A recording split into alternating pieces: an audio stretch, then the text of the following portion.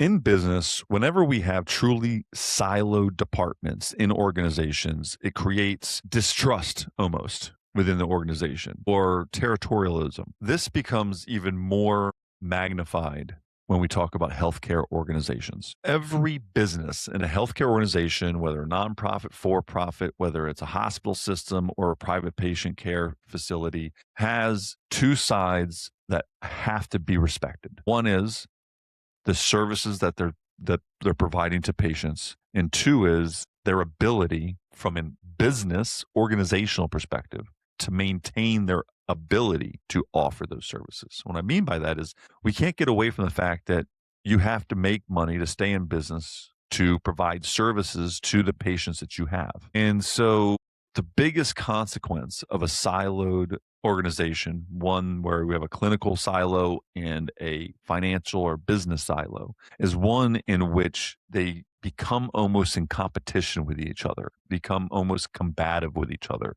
one in which they don't feel respected. One side of the house feels like they're just, or the clinical side of the house feels like they're just doing right by the patient, and they're always getting pushed by the financial side to be more profitable. And then we have the finance operations and really the business operations that are driving the need for the profitability side to maintain operations and grow within the operations that we're talking about, meaning that we have to be able to balance those two. We're going to see things like decisions being made without a full picture. The clinical side wanting to invest more in this aspect to provide additional services, but not understand what that financial impact is on the other side.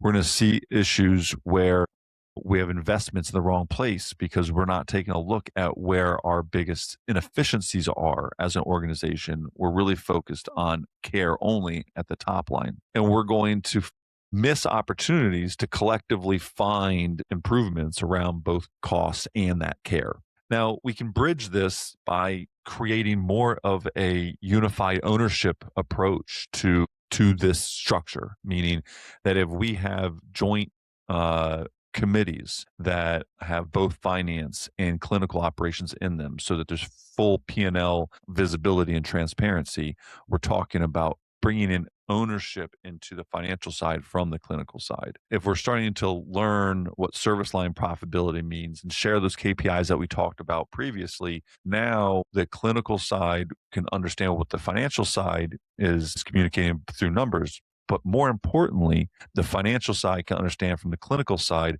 where the biggest impact to patient outcomes sits. And it's all about marrying the two up together. So I think really the bridge is the most important part, and understanding that a siloed approach really has negative impact across business no matter what the business is if we're not communicating and having trust within our departments.